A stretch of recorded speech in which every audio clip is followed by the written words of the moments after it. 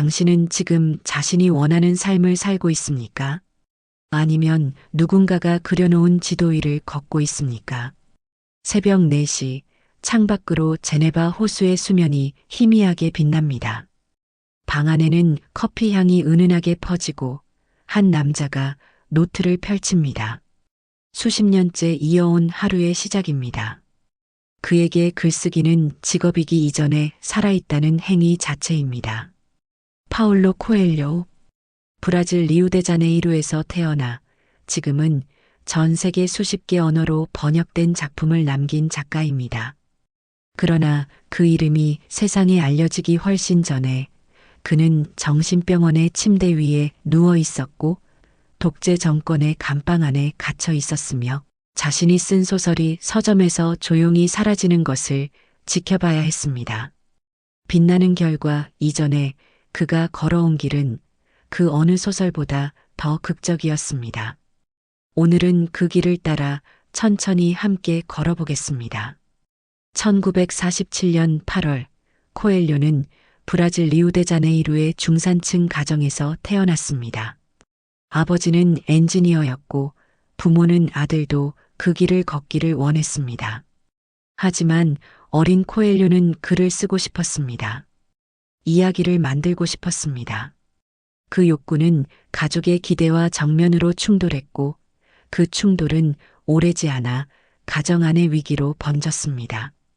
10대 시절 코엘료는 반항적이고 예측 불가능하다는 이유로 부모에 의해 정신병원에 강제 입원되었습니다.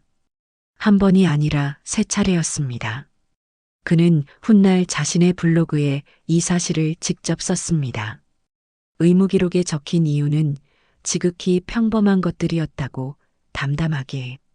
그 경험이 그를 부수지는 않았습니다. 다만 그는 자신이 어떤 세계 안에 살고 있는지를 훨씬 일찍, 훨씬 깊이 알게 되었습니다. 병원을 나온 뒤 코엘료는 다양한 길을 걸었습니다. 연극 감독으로, 저널리스트로, 배우로 활동하다가 마침내 브라질의 전설적인 록 뮤지션 라울 세이샤스와 손을 잡으면서 작사가로 이름을 알리기 시작했습니다. 1970년대 초 두 사람은 함께 수십 곡을 만들었고 그중 일부는 브라질 젊은이들 사이에서 큰 반향을 일으켰습니다. 명성이 따라왔습니다.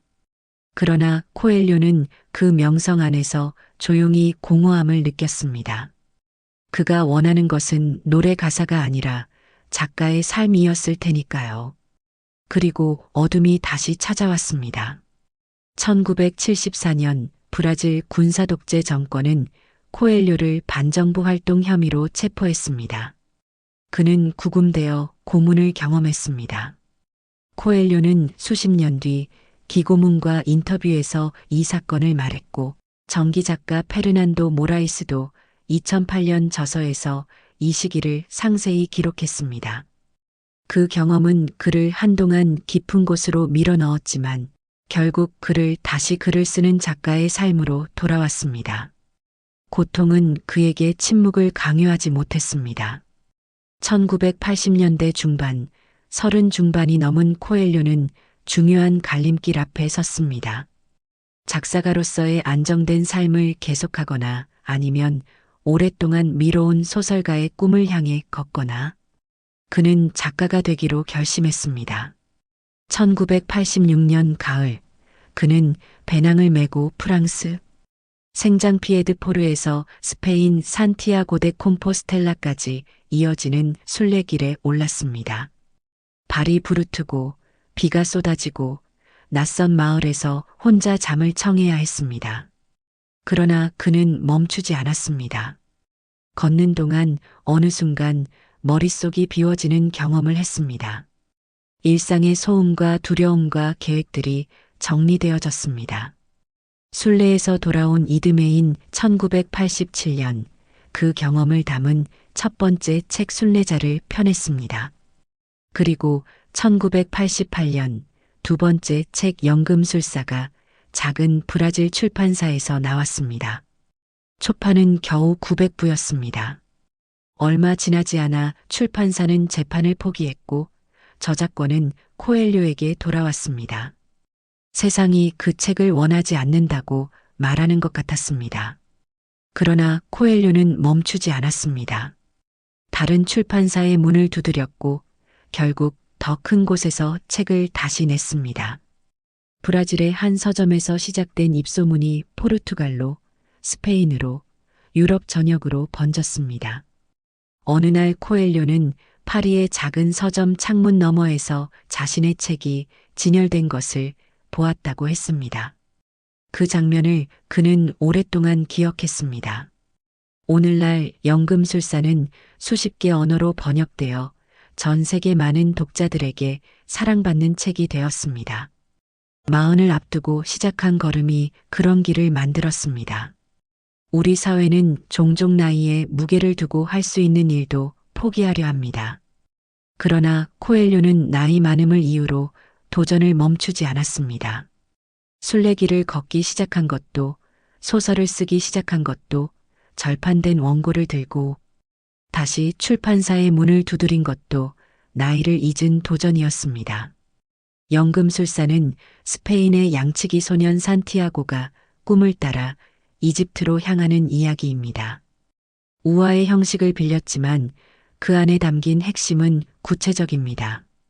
징조를 알아채는 것, 두려움 앞에서도 걸음을 떼는 것, 그리고 자신이 원하는 것을 명확히 아는 것. 코엘료의 문체는 간결합니다.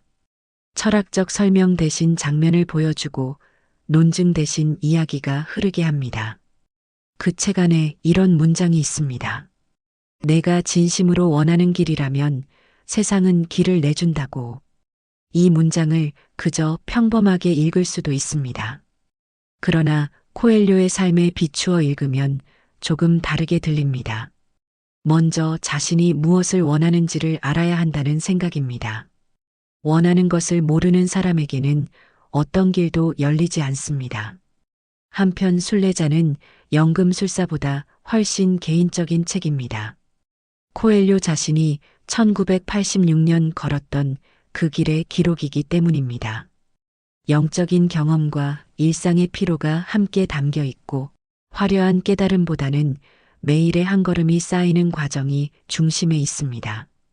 이 책을 읽고 나면 순례가 특별한 사람들만의 행위가 아니라는 것을 알게 됩니다. 매일 반복되는 작은 실천 안에도 순례의 성격이 담겨 있다는 것을. 그 이후에도 코엘료는 계속 걸었습니다. 발키리들에서는 사막 한가운데서 자기 용서와 과거의 화해를 이야기하고 5번째 산에서는 반복되는 실패 앞에서 어떻게 다시 일어서는가를 묻습니다. 알레프에서는 중년의 코엘료가 다시 길 위에 섭니다. 이번에는 시베리아 횡단 열차 위에서 다시 한번 자신이 제대로 살고 있는가를 스스로에게 묻습니다. 히피에서는 1970년대 자신의 청년기를 자전적으로 다시 들여다봅니다. 작품마다 배경과 인물은 달라도 중심에 놓인 질문은 하나입니다. 나는 지금 내 삶을 살고 있는가? 물론 비평적인 시선도 있습니다. 그의 문체가 지나치게 단순하다는 평가, 영성적 개념이 때로 모호하게 흐른다는 지적도 존재합니다. 그것은 사실입니다. 코엘료의 책이 모든 독자에게 같은 깊이로 닿지는 않습니다. 그러나 그의 작품이 수십 개 언어로 번역되어 나이와 문화를 넘어 읽힌다는 사실은 단순함, 그 자체에도 어떤 힘이 있다는 것을 보여줍니다. 복잡한 언어 없이도 인간의 본질적인 질문을 건드릴 수 있다는 것을. 전사의 길에는 이런 문장이 있습니다. 전사는 7번 쓰러지고 8번 일어난다고. 7이라는 숫자는 상징이 아닙니다. 코엘료 자신이 걸어온 실제 횟수에 가까운 말입니다.